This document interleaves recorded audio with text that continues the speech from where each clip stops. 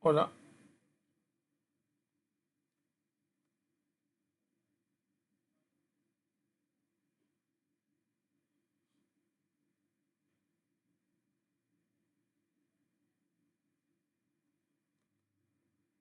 Ok, vamos a empezar entonces, ok.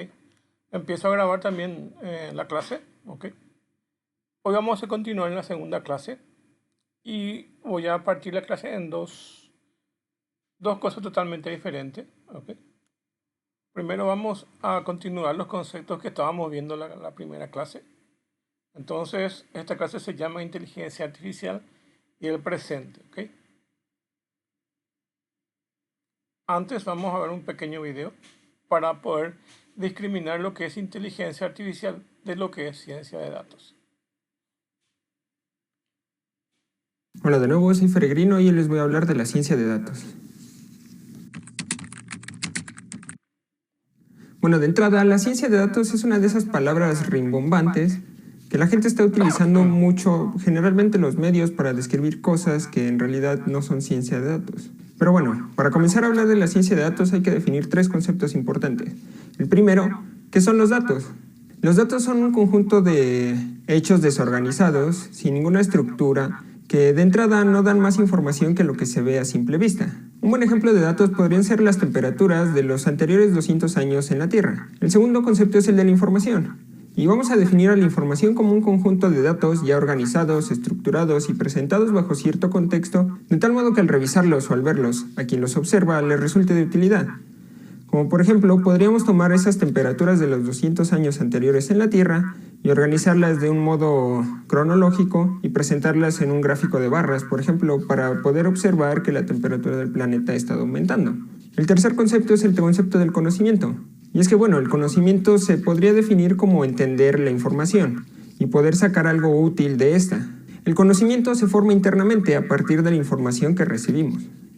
Una vez definido esto, podríamos decir que la ciencia de datos se encarga de transformar los datos en información y a la vez hace lo mayor posible porque esa información se transforme en conocimiento. Para lograrlo, la ciencia de datos se apoya en tres pilares. El primero de ellos es en las matemáticas, cosas como cálculo, álgebra, estadística, probabilidad y demás materias forman parte del primer pilar. El segundo pilar son las ciencias de la computación, cosas como programación, bases de datos, inteligencia artificial, aprendizaje en máquina y demás. El tercer pilar es variante. Podríamos verlo como un comodín. Y es que este pilar se trata de la disciplina a través de la cual se generaron estos datos y para la cual se quiere aplicar la ciencia de datos. Puede ser el campo de la medicina, el campo de la educación, el campo financiero, el campo de ventas y demás. Como dije, este es un comodín y este pilar puede ser reemplazado por cualquier otro área del conocimiento sobre el cual se quiera obtener información extra a partir de los datos que ya contiene. Hay un diagrama de Venn muy famoso que ilustra esto. Aunque bueno, para ser honesto, también hay que decir que existen muchos diagramas de Venn que tratan de explicar lo que es la ciencia de datos. Algunos inclusive podrían resultar hasta graciosos y sarcásticos. A mí me gusta verlo como dos islas. Tenemos la isla de las matemáticas y la isla de las ciencias computacionales. Ocasionalmente entre ellas existe cierta comunicación, pero no es sino hasta que aparece un puente, es decir, el puente de la disciplina sobre la cual se quiere trabajar, que existe una comunicación mayor y surge la ciencia de datos. Pero bueno, a todo esto, ¿para qué nos puede servir? La ciencia de datos se utiliza en bastantes campos. Sin embargo, algunos de los más prominentes y en donde tiene mayor participación es, por ejemplo, en el campo de análisis de riesgos. Este puede utilizarse para que una aseguradora decida cuál es el costo de sus seguros en determinadas zonas de un país, o inclusive para que el gobierno determine en qué partes de la ciudad es pertinente dar permisos de construcción. La ciencia de datos también nos puede ayudar en la detección de fraudes, ya sea grandes fraudes económicos, en traspasos internacionales o inclusive con tu propia tarjeta de crédito. Tal vez la ciencia de datos te ayude la próxima vez que clonen tu tarjeta. Otra buena aplicación son los sistemas de recomendación. ¿Alguna vez te has preguntado por qué Netflix es tan adictivo? ¿Y cómo es que decide invertir su dinero de tal modo que tú pases más tiempo viendo la televisión? La ciencia de datos tiene mucho que ver en esto. Y otro campo muy interesante es la planeación de rutas. Empresas como DHL, UPS y FedEx tienen sus camiones repletos de sensores de tal modo que van recolectando información. Esta a su vez ayuda a planear las rutas de manera más inteligente de tal modo que las empresas puedan repartir más productos en la menor cantidad de tiempo gastando la menor cantidad de gasolina. Eso sí, respecto a las ciencias de datos también existen bastantes confusiones, y voy a hablar de algunas a continuación. La primera de ellas es que la ciencia de datos no se trata solamente del famoso Big Data. Y es que la ciencia de datos no solamente se puede aplicar a millones de registros en una tabla de una base de datos, sino que con la ciencia de datos casi cualquier cantidad de datos es susceptible a ser analizada y trabajada. Otra de las grandes confusiones es que la ciencia de datos no es inteligencia artificial, no es aprendizaje máquina. Cada una de ellas tiene diferentes métodos y distintos fines. Sin embargo, sí hay puntos en los que se llegan a cruzar y la frontera se puede volver un poco borrosa. Otra de las confusiones es que la ciencia de datos no es como un conjuro mágico que le puedas aplicar a una empresa y de pronto volverla exitosa. La ciencia de datos depende de 3 factores. El primero son los datos con los que se va a trabajar. Si trabajas con datos que son basura, que no son bastante útiles, entonces el resultado va a ser basura, no va a ser útil. El segundo factor es el modelo que se utilice para analizar estos datos, ya que si no utilizas un buen modelo o un buen modo de análisis, podrías resultar teniendo conclusiones erróneas sobre los datos. Y el tercer factor es el contexto en el que pongas esta información generada.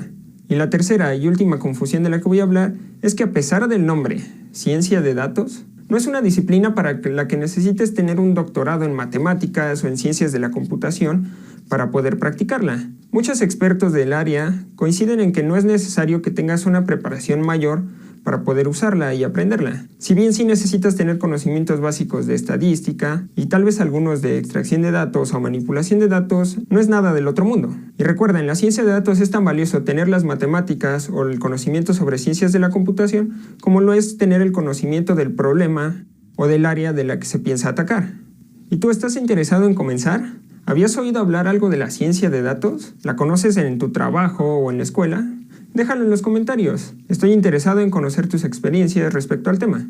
Hoy, si te interesa la ciencia de datos, tal vez deberías comenzar por aprender o darle una refrescada a tus conocimientos sobre estadística y aprender lenguajes de programación como R o Python y consigas una fuente de datos. Si te interesa saber sobre alguno de estos, en las notas de este video dejo enlaces a sitios y recursos que tal vez te podrían resultar de utilidad. En fin, por mi parte es todo por este video. Bueno, resumiendo entonces, ciencia de datos es el análisis de los datos, generalmente en forma de gráficos, que es lo más común, y se usan mucho las estadísticas y en algunos casos las probabilidades. ¿Okay? Pero ciencia de datos es inteligencia artificial, ahí depende, porque evidentemente hay veces que se puede usar en el aprendizaje automático o algunas funciones de inteligencia artificial, pero no siempre. Por ejemplo, las herramientas de Tableau y Power BI en su modelo estándar no necesariamente es inteligencia artificial, pero a otro nivel, por lo menos el Power BI se lo puede extender con lenguaje R y con lenguaje de Python para que pueda hacer trabajos de Machine Learning y Deep Learning. ¿Okay? Entonces, ahí sí se usa. Y con la cantidad de datos depende. Si necesitas pequeños datos de una tabla normal, desde un Excel se puede trabajar, o una base de datos normal, o Big Data, dependiendo de qué se quiera trabajar. Pero lo más normal es que la ciencia de datos no requiera de la inteligencia artificial. Por lo menos en sus modelos EDA, que son sus modelos no avanzados. ¿Okay?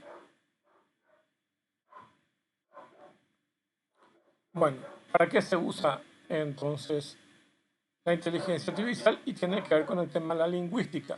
La lingüística moderna y la inteligencia artificial nacieron al mismo tiempo y maduraron juntas, separándose en el campo híbrido llamado lingüística computacional o procesamiento del lenguaje natural.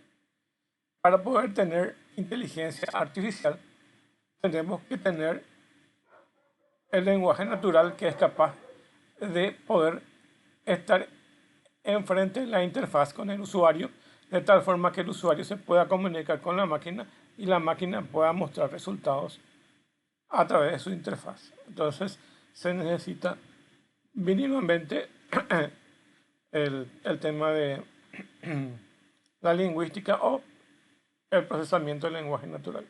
El entendimiento del lenguaje requiere la comprensión de la materia bajo estudio y su contexto, y no solamente el entendimiento de la estructura de las sentencias, con lo que se convierte en un problema bastante complejo de abordar. ¿Ok?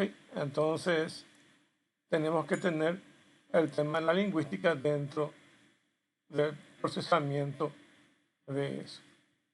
Aquí intervienen las neurociencias. ¿Ok? Entonces, se toma el modelo de las neurociencias.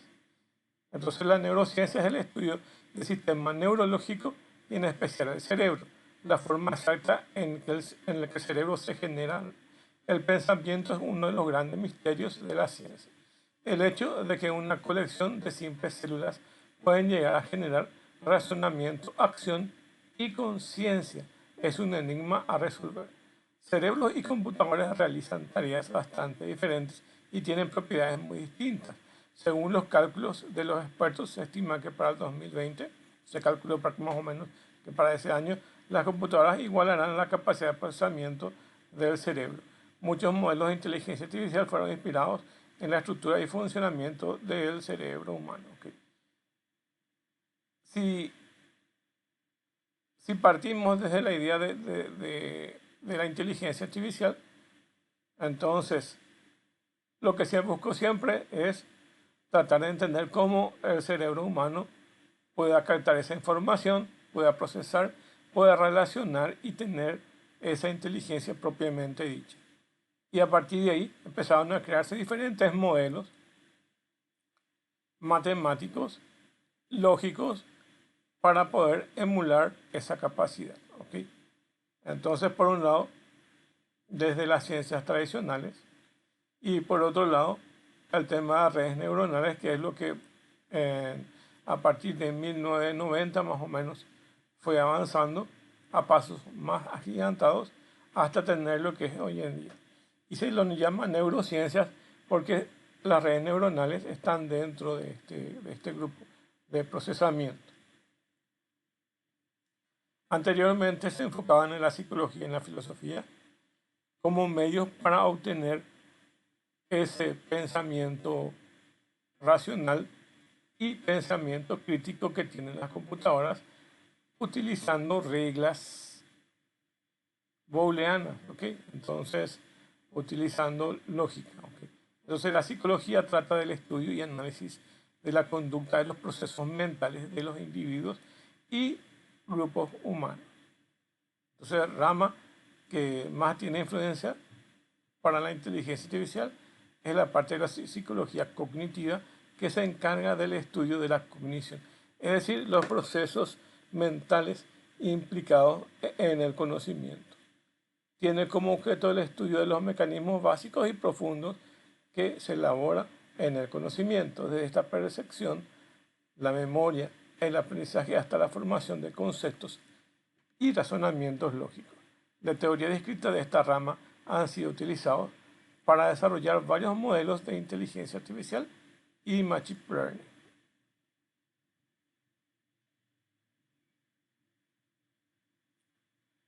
Algunas ramas de la inteligencia artificial. Vamos a hablar de lo que es machine learning y deep learning. ¿Okay? Por un lado, el machine learning es el estudio y diseño de las herramientas informáticas que utilizan la experiencia basada para tomar decisiones futuras. Es el estudio de programas que pueden aprender de los datos. Entonces, a partir de datos de entrada, se los alimenta en su base de datos y puede aprender. El objetivo fundamental del machine learning es generalizar o inducir una regla de conocimiento o generar patrones o reconocer patrones a partir de ejemplos donde esa regla es aplicada. El ejemplo más típico donde podemos usar el machine learning es el filtrado de correo basura o spam mediante observaciones de miles de correos electrónicos que han sido marcados previamente como basura, filtros de spam, aprender, clasificar mensajes, etc. O bien poder reconocer y poder clasificar, por ejemplo, semillas, árboles, animales, rostros de personas. Todas esas capacidades de la visión artificial se utiliza para el Machine Learning y su función es reconocer objetos y clasificarlos. ¿Ok? ¿Y cómo se hace eso? Se le alimenta con muchas fotos de entrada, por ejemplo, de perros, gatos y monos, y después el algoritmo es capaz de aprender eso y poder identificar tanto patrones de perros, de gatos y monos. ¿Ok? Entonces, este entrenamiento hace posible que se reconozcan ciertos patrones de las fotos, características que tienen que ver con esas fotos. Entonces, se guarda eso en un archivo y después ese archivo se compara contra otros datos que no fueron entrenados. Entonces, una foto en internet, un video que nunca fue, que fue provisto de entrada, entonces va a reconocer en fotos nuevas, en videos nuevos, esas características. ¿Ok? Y un avance del Machine Learning es el Deep Learning. ¿Ok? Entonces, es un paso más adelante de esas características. Entonces, el Machine Learning tiene una amplia gama de aplicaciones, incluyendo motores de búsqueda, diagnósticos médicos, detección de fraudes de tarjetas de crédito. ¿Ok? Ahí se utiliza mucho este sistema de detección de fraudes, análisis de mercado de valores, clasificación de secuencias de ADN, reconocimiento del habla, lenguaje escrito de juegos y robótica. Todas estas cosas están aplicadas al Machine Learning. Pero para poder abordar cada uno de estos temas es crucial primero distinguir entre los diferentes tipos de problemas que el Machine Learning puede encontrar y puede resolver. Eso es lo primordial. ¿Ok?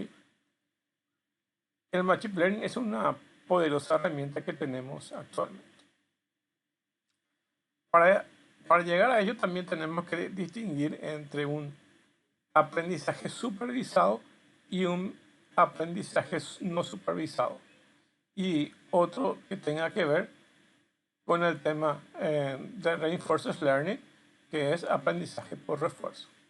Vamos a ir viendo poco a poco esto. Primero vamos a ver el aprendizaje supervisado y pueden fijarse que tienen acá el dibujo de una etiqueta. Para que se pueda hacer el aprendizaje supervisado, a cada foto que nosotros vamos a reconocer le tenemos que etiquetar. Entonces imagínense que tengan 1000 fotos de perros, 1000 fotos de gatos y 1000 fotos de gorilas. ¿Ok? Y a cada foto de perro le tienen que poner una etiqueta que diga que es un perro. A cada gato le tienen que poner, a cada foto de gato le tienen que poner la etiqueta que diga que es un gato. Y la etiqueta de monos también hay que ubicarle a cada imagen de mono. ¿Okay? Entonces hay que colocar en todos datos de entrada para que pueda funcionar el aprendizaje supervisado. Entonces las etiquetas. De los que yo he probado, el que mejor funciona para reconocer objetos es este de aprendizaje supervisado. Y tiene una lógica porque evidentemente nosotros le estamos enseñando, le decís, esta foto es de perro, esta foto es de gato y esta foto es de mono. Estás indicando cómo ir pareando eso, cómo relacionar. Entonces, por eso funciona mejor para esas funciones. Entonces, en los problemas de aprendizaje supervisado se enseña a entrenar a algoritmos a partir de datos que ya vienen etiquetados con la respuesta correcta. Cuando mayor es el conjunto de datos, el algoritmo podrá generalizar en una forma más precisa. Una vez concluido el entrenamiento, se le brindan nuevos datos ya sin las etiquetas de respuestas correctas. Y el algoritmo de aprendizaje utiliza la experiencia basada que adquirió durante su etapa de entrenamiento para predecir el resultado. El objetivo es siempre mostrarle una foto que no está en el conjunto de datos de entrenamiento y nuestro sistema tiene que ser capaz de decir, este es un perro, un gato o mono o no es, o es una persona o no es nada. ¿Okay? Entonces tiene que tener esa capacidad, pero para ello hay que acompañar a los datos de entrada de entrenamiento unas etiquetas. Eso es lo primordial. Esto es con respecto al aprendizaje supervisado.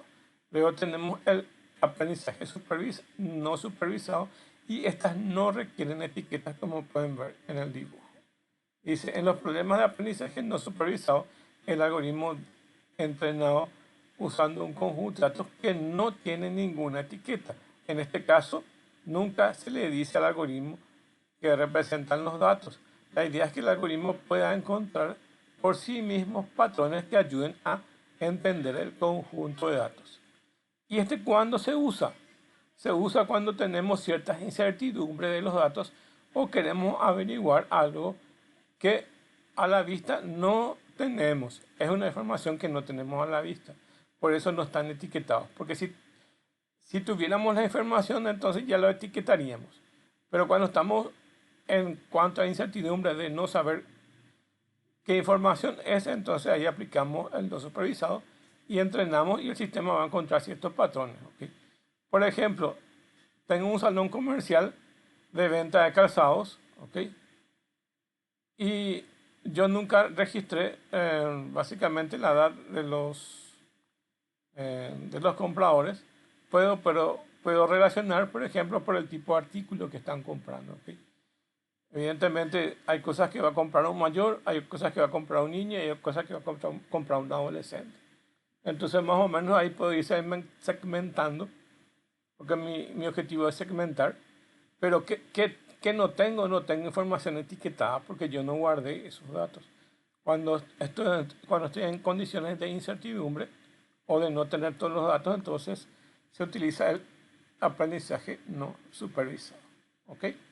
Para eso sirve. ¿Ok? Y por último tenemos el aprendizaje por refuerzo. El aprendizaje por refuerzo es como, por ejemplo, que tengan una mascota y ustedes le entrenan a esa mascota. Y cada vez que hace bien algo que le quieren enseñar, entonces le regalan una galletita. Y cada vez que hace mal, entonces no le regalan nada. Con el tiempo el animal va a entender que se le premia cuando hace bien y no se le premia cuando hace mal. Entonces el algoritmo lo que trata de hacer es premiar si está haciendo bien el algoritmo, entonces va a aprender de esa forma. Y dice, en los problemas de aprendizaje por refuerzo, el algoritmo aprende observando el mundo que le rodea, su información de entrada o su retroalimentación o feedback que obtiene del mundo exterior como respuesta a sus acciones, sean estas positivas o negativas. ¿Okay? Entonces, cada vez que hace bien, tiene un refuerzo o una retroalimentación positiva. Y cada vez que hace mal, tiene una retroalimentación negativa. Va aprendiendo de esa forma. Por lo tanto, el sistema aprende a base de ensayo-error. Un buen ejemplo de este tipo de aprendizaje lo podemos encontrar en los juegos. Entonces, en ciertos programas de juegos se puede aplicar esta inteligencia artificial, donde vamos probando nuevas estrategias y vamos seleccionando y perfeccionando aquellas que nos ayudan a ganar el juego. ¿Okay? Entonces, por ensayo-error, ciertas personas pueden ir jugando el juego y a partir de ahí el juego también va aprendiendo cómo es la estrategia de juego, viendo cómo las personas van jugando. A medida que vamos adquiriendo más prácticas, el efecto acumulativo del refuerzo a nuestras acciones victoriosas terminará creando una estrategia ganadora. Entonces, imagínense que están jugando un tatetí y le están enseñando a la computadora cómo se juega. A cada victoria es a cada vez que ganamos, entonces tenemos un refuerzo positivo y cada vez que perdemos tenemos un refuerzo negativo. Entonces la máquina va a ir aprendiendo a jugar. ¿Okay?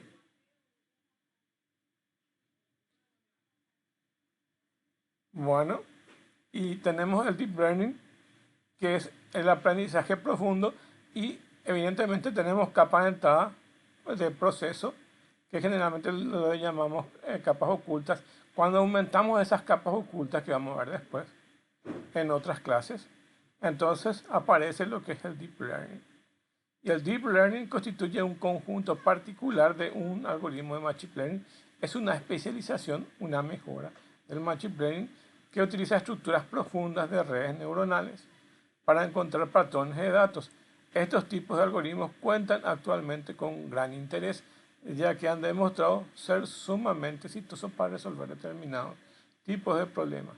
Por ejemplo, el reconocimiento de imágenes. Muchos consideran que este tipo de modelos son los que marcarán el futuro y llevarán a resolver definitivamente el problema de la inteligencia artificial. Aparte de eso, les quiero comentar que hay un nuevo modelo de inteligencia artificial que es mejor que el Deep Learning y que tiene muchas promesas. ¿Okay? No me acuerdo el nombre, pero ahora que veo otra vez, había escuchado en las noticias que hay un nuevo modelo que supera al modelo del Deep Learning. ¿Okay? Y van a darse cuenta que en otras clases que el modelo del Deep Learning tiene muchos errores y el nuevo modelo que se plantea resuelve esos errores que tiene el Deep Learning. El Deep Learning, por ejemplo, básicamente son algoritmos que aprenden solos, sin intervención o muy poca intervención de los programadores, pero a veces cometen errores en su generalización. ¿Okay? Y estos nuevos algoritmos cometen menos errores. ¿Okay? Bueno, es eso. Bueno, y después también tenemos razonamiento de probabilidades. Entonces, el razonamiento probabilístico se encarga de lidiar con la incertidumbre inherente de todos los procesos de aprendizaje. El problema para crear una inteligencia artificial entonces se convierte en encontrar la forma de trabajar con información ruidosa, incompleta, incluso con muchas veces contradictoria. Este algoritmo está sumamente ligado a estadísticas bayesianas y principalmente a herramientas que apoyan el teorema de Bayes. O sea, usa las probabilidades para encontrar entonces soluciones a diferentes tipos de problemas. ¿Okay? Es otra forma de poder utilizar la inteligencia artificial. Y hay otro campo que son los algoritmos genéticos. ¿Okay? Y básicamente se inspiran en la biología para poder presentarnos soluciones. Los algoritmos genéticos se basan en la idea de la madre naturaleza, ¿ok? Donde ocurre un aprendizaje por selección natural. Si la naturaleza pudo crearnos, puede crear cualquier cosa.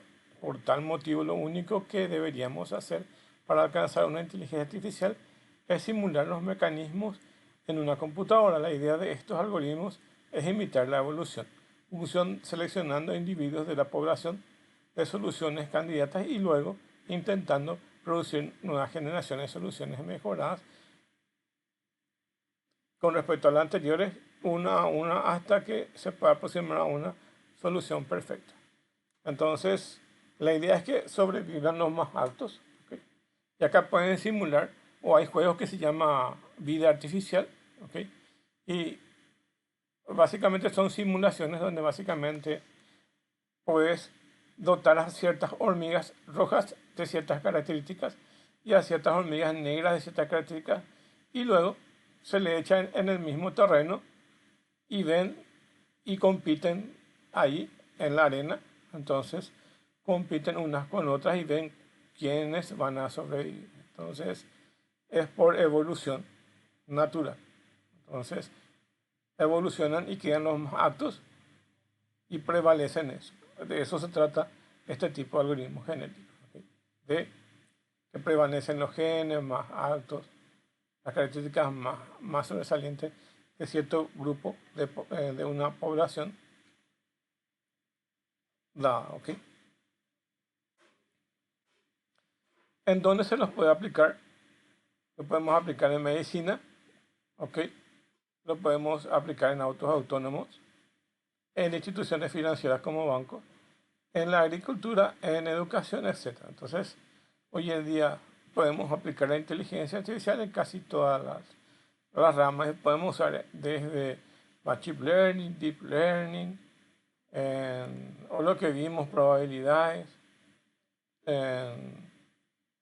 Después también podemos aplicarle razonamiento probabilístico, aprendizaje por refuerzo. Todo ello podemos aplicarle Y también podemos aplicar un algoritmo que es de optimización. ¿Ok? Entonces, todos estos son actos para poder aplicarse en el mundo real. También tenemos que ver la ética y los riesgos de la inteligencia artificial. Se habla mucho de la ética que tengan que tener los robots y la inteligencia artificial, de que no tienen que dañar a los humanos, de que en teoría no deberían ofender a los humanos, no deberían ser superiores a los humanos. ¿Ok? O sea, hay un montón de cosas que tienen que responder a esto, ¿ok? Para que se pueda llegar a una convivencia exacta. ¿Ok? Acuérdense que son herramientas que nos facilitan el trabajo y de ninguna manera no están creadas para crear confusión y crear problemas dentro del ambiente. ¿Ok? Entonces, nos sirven para poder apoyarnos. ¿Ok? Y ahí ven, las personas podrían perder su trabajo por automatización, que es una realidad. Si la inteligencia artificial va incrementando su capacidad, va a llegar a afectar hasta los trabajos que realizan ciertos tipos de profesionales. ¿Ok? Las personas pueden tener demasiado muy poco tiempo de ocio, entonces va a reemplazar el trabajo de las personas generalmente. ¿Ok?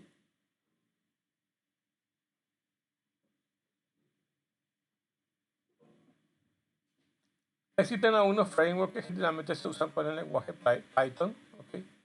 Y para modelos de Deep Learning y Machine Learning. Más para Machine Learning, una ya TensorFlow, que es una librería o un framework de Google que se utiliza dentro del aprendizaje automático. ¿Ok? Y es una de las librerías más utilizadas. ¿Ok? Después otro que se llama PyTorch, que es otro framework de Deep Learning que se utiliza en Python también y cuenta con el apoyo de algunos de los frameworks como son utilizados en Facebook. ¿Ok? Café es un framework de Deep Learning, mucho con expresiones, velocidad y modularidad en la mente, y lo cual es un desarrollo de la Universidad de Berkeley. CNTK es un conjunto de herramientas desarrolladas por Microsoft para sus plataformas fáciles de usar con código abierto y entrenar algoritmos de Deep Learning. Leano es una librería de Python que permite definir, optimizar y valorar expresiones matemáticas que involucran tensores de manera eficiente. Deep Learning 4J es una librería de código abierto, entonces para trabajar con modelos de Deep Learning distribuidos utilizando el lenguaje Java principalmente. ¿Ok? Y ahí tienen. Y algunas aplicaciones que sobresalen son el hecho de tener los bots. Hay bots que son comerciales, generalmente lo van a encontrar más dentro de este grupo. Entonces, pueden colocar estos bots en cualquiera de las redes sociales o cualquier sistema de mensajería.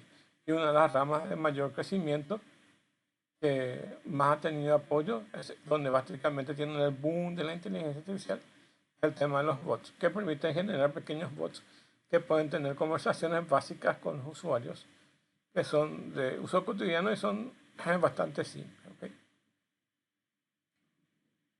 Bueno, ahí terminamos esto y ahora voy a pasar a la segunda diapositiva. ¿Ok?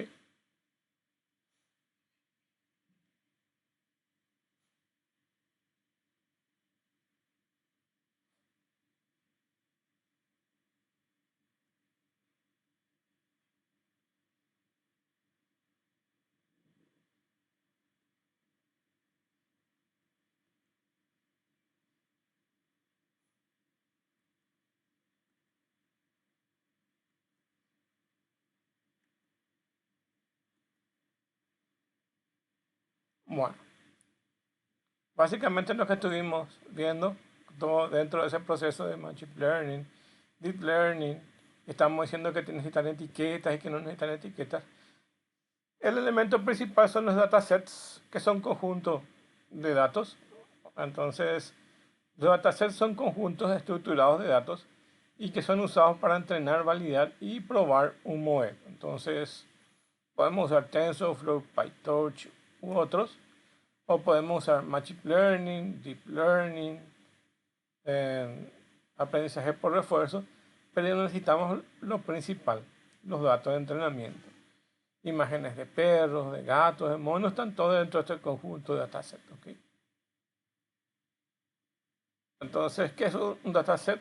Un dataset es una colección de datos que puede ser usado para análisis o para entrenamiento en Machine Learning, o para entrenar modelos de Machine Learning. Eso es un dataset. ¿Okay? Y puede ser dataset de fotos, dataset de datos, o el dataset de videos, dataset de sonidos. ¿Okay? Entonces puede ser cualquier cosa con tal que se pueda entrenar. La diferencia entre otros conceptos. Base de datos son sistemas de almacenamiento y gestión de datos vivos. Corpus es una colección de textos. Data Lake es un almacenamiento de datos crudos y variados. ¿Okay? Data Warehouse es un almacén de datos procesados por análisis. ¿Okay? Hay una diferencia entre Data Warehouse y Data Lake, que básicamente son elementos o básicamente drive, donde están gran cantidad de información. El Data Lake es un dato crudo, o sea, como está cargado originalmente. Y el Data Warehouse básicamente es una base de datos que cambia ese dato crudo a un formato interno, como lo va a manejar más rápido. ¿Cuál es la diferencia? Si va a manejar diferentes tipos de datos, ¿okay? En un sistema heterogéneo, ¿okay? Entonces vamos a usar más Data Lake. Y si tenemos un sistema más homogéneo, vamos a usar un Data Warehouse. ¿Por qué? Porque los datos, si son más homogéneos, están casi todos en el mismo sistema de datos. Supónganse que está en una base de MySQL o SQL Server. Entonces se quedan ahí. Pero justo una empresa maneja diferentes bases de datos, diferentes plataformas y diferentes sistemas de cómputo, entonces conviene usar un Data Lake. Si vamos a manejar texto, entonces vamos a manejar lo que es un corpus. ¿Okay? Y una base de datos normal, básicamente un sistema de almacenamiento normal de una empresa. ¿Okay? No requiere otro tipo de procesamiento. De los 4 sistemas de aprendizaje, tenemos el supervisado con datos con etiquetas, no supervisado, datos sin etiqueta, supervisado, que es una mezcla de ambos, la mezcla de etiquetados con no etiquetados, y aprendizaje por refuerzo, que es un aprendizaje por agente, ¿okay? Que es lo que ya estuvimos viendo también. ¿Okay? Entonces tenemos un aprendizaje supervisado, un aprendizaje no supervisado, un aprendizaje mixto, que es el aprendizaje semi-supervisado, y el aprendizaje por refuerzo. La clasificación de formatos que pueden haber, pueden provenir los datos así en bruto de archivos separados por comas, que son CSV, archivos de Excel o básicamente una base de datos cualquiera, de Oracle, de MySQL Server, de SQL Server. En síntesis, puede ser de una base de datos relacional como SQL o con un manejador de base de datos. Puede provenir directamente de documentos de texto, textos o informaciones que estén guardados en archivos de tipo de texto, redes sociales, etc. Imágenes de fotos, radiografías, etc. Audios, grabaciones de voz, procesamiento de tipo de voz, filtrado de voz, etc. Videos, puede ser secuencia con sonido, ¿okay? O multimodales, combinación de varios formatos. ¿Okay? Acá en la gráfica básicamente tiene una herramienta como Power BI, que su objetivo es procesar información y mostrarlo en forma gráfica. ¿Okay? De la clasificación de estos por el origen y el tamaño, puede ser real, sintético, crowdsourcing o Internet de las cosas. Entonces podemos identificar a qué se dedica esta base de datos, entonces imagínense que si es de sonido, entonces, o de imágenes, básicamente está dedicado a cierto tipo de estudio, ¿ok? Y va a depender también del tamaño, puede ser mediano, grande o big data, o sea, dependiendo de la cantidad de información que se maneja.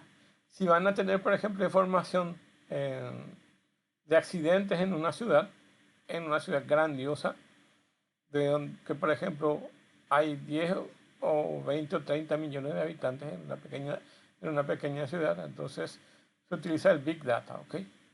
Pero si es la información de un pequeño local comercial, entonces puede ser una base de datos pequeña o mediana, ¿ok? Va a depender de la envergadura de datos en sí y del tipo de datos o aplicaciones que se quiera aplicar, ¿ok? Del ecosistema de datos, estos data source puede ser del origen de datos, data stream, que son flujos en tiempo real, como por ejemplo los videos que se transmiten, data repository o repositorio centralizado, data catalog, que son los índices de ese dataset, y data pipeline, que básicamente son el proceso eh, de ETL que básicamente corresponde a, a una de las etapas de procesamiento para trabajar con los datos de limpieza de esos datos, después transformación de esos datos y la utilización de esos datos. ¿Okay? Entonces, este pipeline básicamente lo que se hace es mejorar la entrada de los datos para que se pueda procesarlos mejor, es decir, filtrar los datos, ¿okay? Quitar los errores, minimizar en las inconsistencias, todo eso es parte del proceso de ETL, ¿okay? Que es básicamente limpieza, transformación y carga en el sistema de base de datos, ¿okay? O de base de datos de procesamiento de esa herramienta. En este caso sería como, por ejemplo, cargar los datos en Power BI y en Tableau con otras herramientas, ¿okay? O en Python, limpiar los datos para poder procesarlos, ¿okay? Mejorar esos datos, porque los datos pueden venir con errores, ¿okay? Y el objetivo es limpiar esos datos. Algunos conceptos adicionales son el Ground Truth, que son datos verificados, Golden Dataset, conjunto de datos de alta calidad, Synthetic Data, que son datos generados artificialmente, y metadatos, datos sobre los datos. ¿Okay? Cada vez que ustedes quitan una foto en el celular, o cada vez que ustedes escriben en Word o en Excel y graban eso, se guarda con una información de metadatos y que dice, por ejemplo, en qué lugar se quitó la foto, quién puede ser que indique el propietario de la foto y otras informaciones de carácter de identificación de la foto. ¿Okay? Synthetic data, básicamente datos son datos generados artificialmente y a veces se necesitan estos datos generados artificialmente para el Machine Learning y el Deep Learning, ¿okay? Para procesar esa información. Acá tienen el ciclo de vida de los datos, que es la recolección, almacenamiento, limpieza, transformación, partición en grupos de aprendizaje, de training y de validación de esos datos. Vamos a ir viendo después eso. Uso y mantenimiento. Entonces, este es el proceso del machine learning y el uso de los datos. ¿Okay? Sigue este ciclo. ¿Okay? Los principios de buen dataset, que tiene que ser representativo, tiene que tener una calidad, una diversidad, una escalabilidad y la licencia clara, ¿ok? Entonces, todo esto tiene que tener para que pueda considerarse un buen dataset. Problemas comunes que se pueden dar en los datasets.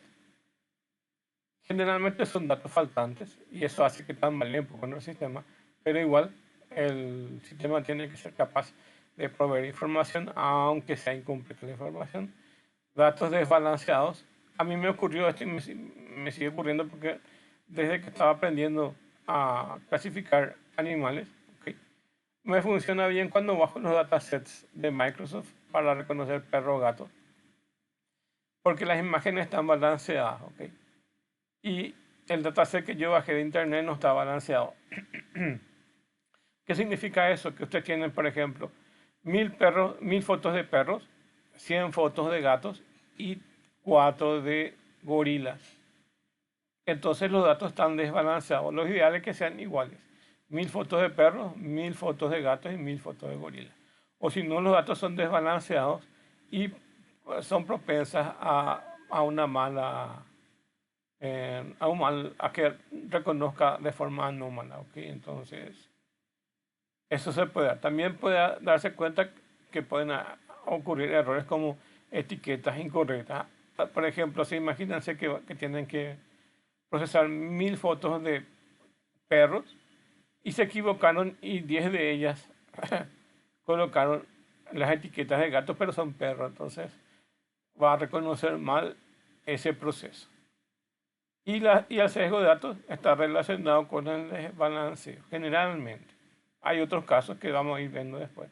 Pero generalmente uno de los problemas está dado por el sesgo de la cantidad de fotos que usted le alimentan. Si usted le alimenta más fotos de perros, entonces va a estar sesgado hacia los perros. Y aunque vean una imagen nueva de un mono, probablemente en vez de que diga mono, va a decir que es un perro. Entonces, tiene ciertos sesgos de datos. ¿Ok?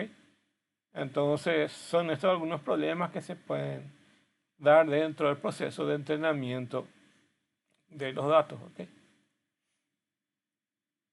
Y en el caso de las licencias, ejemplos reales, existen datasets de open source y se pueden usar sin restricciones, otras con restricciones medias y otras tienen que tener un permiso especial para utilizar ciertos tipos de datos o ciertos tipos de datasets. ¿Ok? Entonces todo eso hay que ver también. ¿Ok? Acá, por ejemplo, hay unos cuantos que son de uso libre, como por ejemplo este Minis, que vamos a ir viendo con respecto a eso y vamos a ir probando con respecto a eso en lo que va del semestre. Uno dataset puede ser Minis, ImageNet, Coco, LibreSearch, UCI y repositorio. Otros tipos o datos que podemos tener como base de datos, ¿ok? De imágenes. Algunas herramientas como de procesamiento con Python puede ser Pandas, TensorFlow, Dataset, Kaggle, que básicamente son sitios donde se puede aprender el Machine Learning y Deep Learning. Básicamente son comunidades. ¿Okay? Huggins también es otra comunidad, este que ven aquí. La tendencia es básicamente a producir datasets ya preentrenados y otros para entrenar. ¿Okay? Bueno, y hasta acá lo que va a eso. Y por último, les voy a mostrar un ejemplo para cerrar la idea de todo esto que estamos viendo. ¿Okay? Voy a dejar de compartir acá y les voy a mostrar un ejemplo hecho en Python. Y esto vamos a ir viendo en lo que va del semestre. Esta es nuestra primera clase y les voy a mostrar de qué se trata esto. Vamos a entrar en el Google Colab.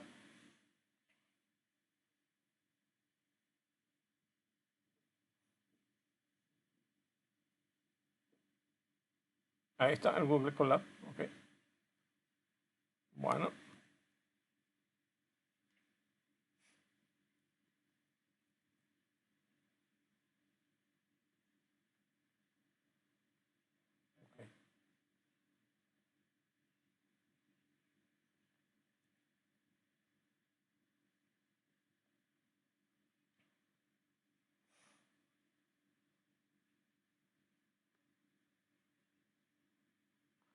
Bueno. Lo primero que tenemos que hacer es indicar todas las librerías que vamos a usar aquí. Dentro ya tenemos este Pandas, NumPy y Matplotlib, ¿ok? Y este sklearn, que es básicamente de un aprendizaje,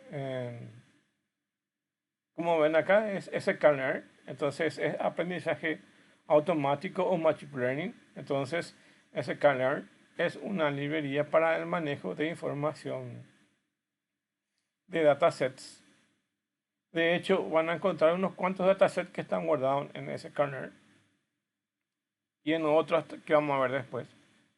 En este caso vamos a ver una base de datos de iris. Entonces se levanta primero o se importa primero las librerías que vamos a usar. Luego se carga la base de datos de iris. Esto ya está guardado dentro de estas librerías, solo que hay que traer de internet y se guarda acá. Entonces se guarda una matriz de esos datos, ¿ok? Y se guarda toda esa matriz de datos aquí en data, ¿ok? Esta es una de las peculiaridades de este lenguaje que nos permite manipular directamente, asignar traer la base de datos y cargar en una matriz acá de forma directa. Y utilizamos pandas acá para separar las columnas y quitamos acá las especies de plantas que vamos a usar. Y acá cargamos imágenes para ir reconociendo. ¿Okay? Existen tres tipos de plantas que es la iris cetona, iris versicolor y iris virginia, que son plantas muy parecidas. Van a darse cuenta cuando les muestre, pero tienen algunas diferencias. Y nuestro algoritmo lo que tiene que hacer es entrenar y poder detectar a qué tipo de planta iris corresponde, si es una iris setosa, una iris versicolor o una virgínica, ¿ok? Y acá yo de internet traigo tres plantas para poder comparar con mis datos de entrenamiento, ¿ok? Y aquí básicamente muestro las fotos de lo que están en el dataset y acá voy a separar entre datos de entrenamiento y prueba. Después voy a explicar, en otras clases voy a explicar por qué se utilizan dos datasets. Se utiliza un dataset de entrenamiento y otro de prueba. Ven que la cantidad de imágenes es 80 de entrenamiento y 20 de prueba. Después se entrena el modelo, en este caso se entrena el modelo por un tipo de modelo que se llama Random Forest Classifier. Y acá va a clasificar este modelo y va a entrenar. Clasifica y entrena ese modelo. A la salida de esto, entonces nuestro modelo ya está súper y ya tiene las características para poder reconocer si lo que queremos es reconocer cualquiera de los tipos de datos de fotos de iris que nosotros vayamos a bajar de internet, que no está entre nuestros datos de entrenamiento. ¿Okay? Y tenemos que predecir, ¿ok? Y voy a predecir mis imágenes que están allá arriba, que ya les mostré que son de iris, versicolor o virgínica, ¿ok? Entonces, bajo de internet esas fotos, relaciono y voy a ir probando, ¿ok? Al final, el sistema me va a predecir, va a predecir los tres y me va a decir qué tipo de planta es. El resultado de eso es lo que ven aquí. De las que bajé en internet, o sea, de las que tenían los datos de prueba, los que están en los datos de prueba son iris setosa, iris versicolor, iris virgínica. Y yo agarré una foto de internet y dice imagen de prueba de precisión.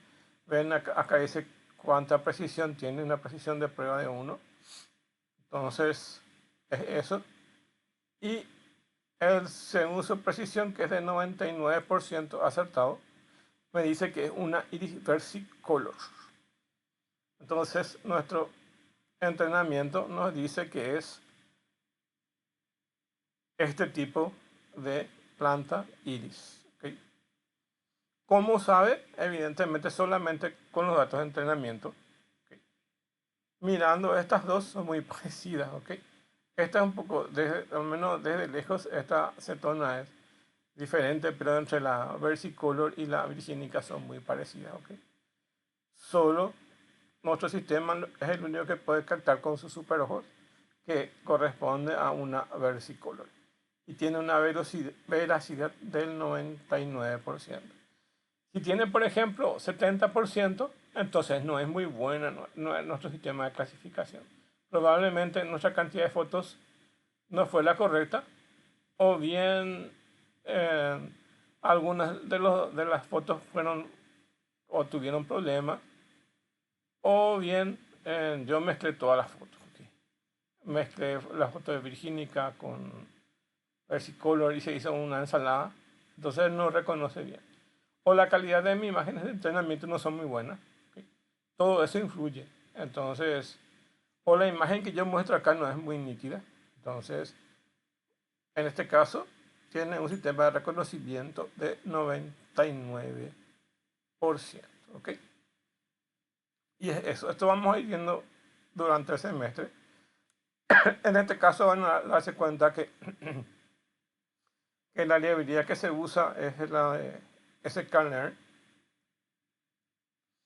y se usa el sistema de clasificación de Random Forecasts. ¿Okay? Bueno, y después vamos a ver la de TensorFlow.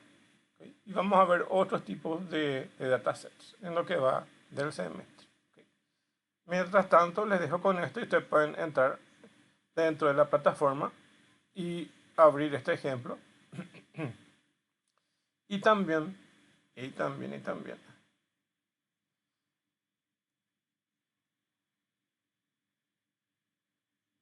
También allá lo que pueden hacer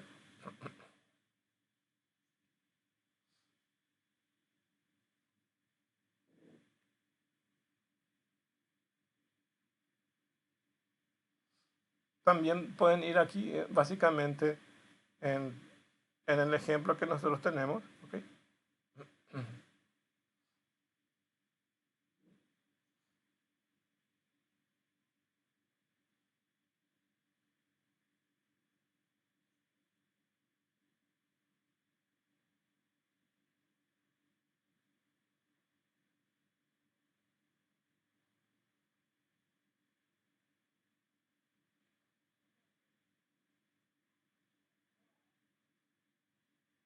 Bueno, ahí básicamente eh, tienen este conjunto de datasets y pueden entrar ahí y revisar. ¿Okay? También les dejo dentro de la plataforma el material que tienen para leer y preguntas que tienen para responder, que es básicamente retroalimentación. Eso es lo que les dejo ahí en la plataforma para que puedan llegar a probar. ¿Okay? Bueno, hasta acá entonces la clase y nos vemos la próxima semana.